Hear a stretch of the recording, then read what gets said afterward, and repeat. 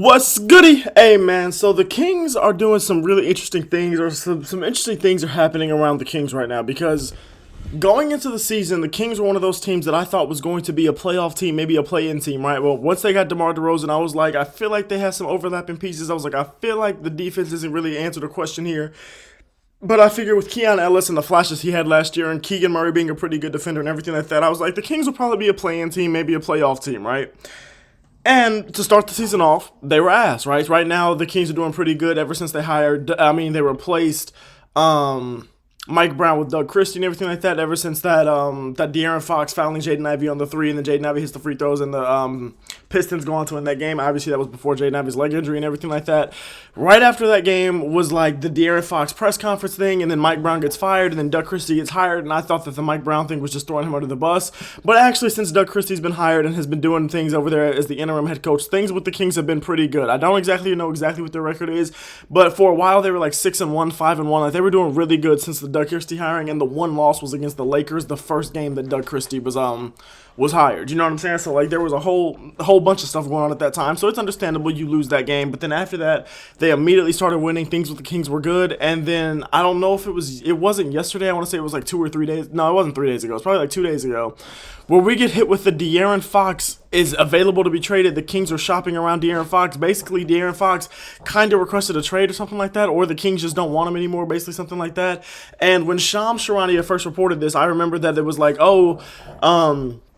there's going to be plenty of people that want to trade for De'Aaron Fox, but apparently De'Aaron Fox has a destination in mind, a place that he already wants. Pierre, relax. Pierre, stop. Stop.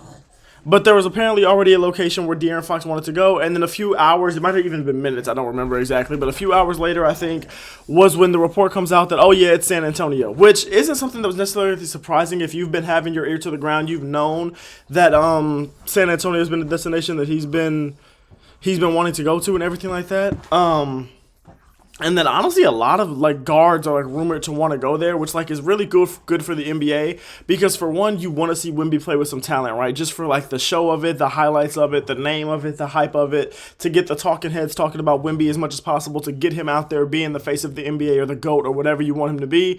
And he's playing phenomenally, so it's a great thing for him that they're trying to do that, or that he wants to do that, and that young player, or that other stars across the league want to come play with him. But that's also a great thing because it's like you don't want Wemby to be on a bad team if you're the NBA because that sucks for viewership. Then it's like, how do you justify giving them national TV games over some other teams that are actually really good but just might not have the star that is Victor Wembanyama? Like, it's like, you know what I'm saying? Like, how do you justify that? So you don't want him to be on a bad team forever. You don't want him to be like a LeBron James where he's winning MVPs and everything like that, but his team is ass, or where like Kobe Bryant in the peak of his career could only get one MVP because his team was so ass that he was constantly carrying, but he could only carry them so far to like the 8 seed or the 6 seed, even when they do a first round upset, blah blah blah. You know what I'm saying? So it's interesting and everything like that, but it's a good thing for the NBA. It's a good thing for Wemby. I think it would be a good thing for De'Aaron Fox to play with Wemby. I think it would be fun. I think it would make the Spurs more must-see TV than they already are. And don't get me wrong, the Spurs are a solid team.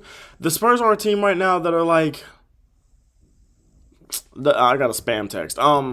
The Spurs are a team right now that are pretty decent. They're like I think they're the 12 seeds, so they're 2 spots outside of the 10 seed. They're 2 spots outside of the play-in. But like the Warriors are just a few games above them, and the Warriors are like tied with the 10 seed with like the Kings or something like that. So, no, not the Kings. The Kings are too good, I think. It might be the Kings. I don't know. But like they're in that race right now for the 10 seed. I would love to see them become a 10 seed team or become a play-in team. I would love to see that because I do want to see Victor Wembanyama in the play-in/playoffs, and I would love to see if they have a chance to actually make the playoffs as a 10 seed.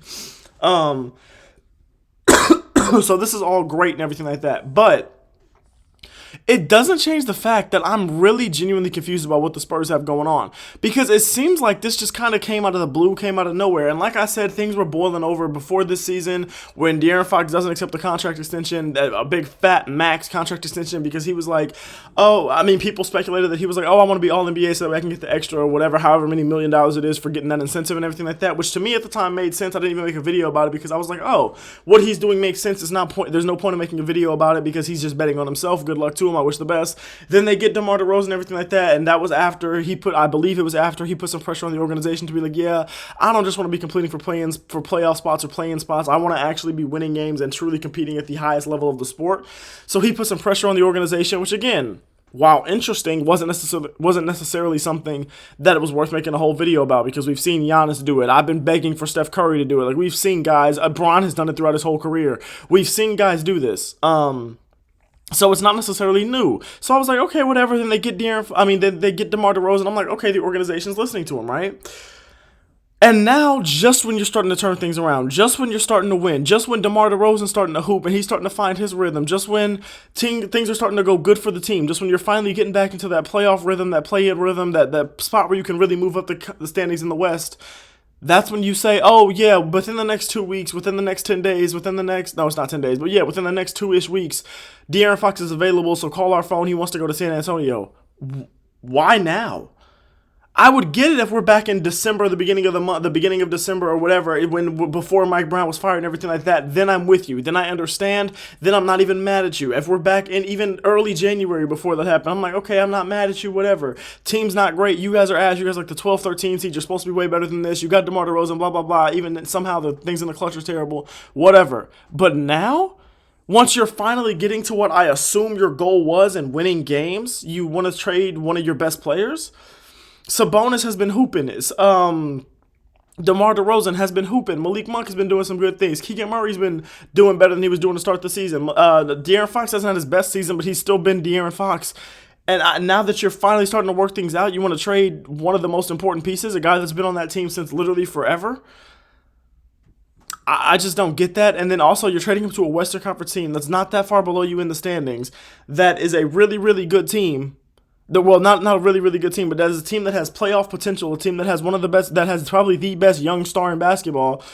Why would you do that? De'Aaron Fox isn't 48. It's like, why would you do that? And then it's like, also, if you're De'Aaron Fox, or if you're the other 29, 28 teams in the league that aren't San Antonio and Sacramento, it's like, damn, how much am I willing to trade for De'Aaron Fox? Because it's like, well, he's up for free agency after this year, I believe, or after next year, I believe. So it's like, he wants to go to San Antonio after that point anyway, so it's like you're getting, what, a year and a half rental max, unless he decides things are real great and he wants to re-sign with you. So how much are you really going to trade for him? So that's not great for Sacramento, because the packages are going to come in and De'Aaron Fox will want out no matter what, but you might have to accept a package that's less than what you want, and especially if it's from the Spurs too, because the Spurs are going to give you less than what you want too, because they know that De'Aaron Fox wants to go there, so he's going to do everything he can to get there anyway. So why would they leverage their whole future when they hold the cards more than the Kings do?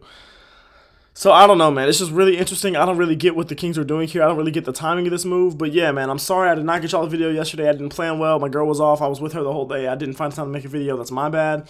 Hopefully y'all enjoyed this video. Let me know what y'all thoughts on the situations are. I'm about to record a few more so y'all can have some for the next coming days as well. So yeah, man, let me know what type of content y'all want to see. I'm excited for the All-Star break. I'm excited for the trade deadline and all these things that are coming up. So yeah, thank you. Appreciate you for watching. And please don't forget to like, comment, and subscribe. It helps me out so much. Thank you.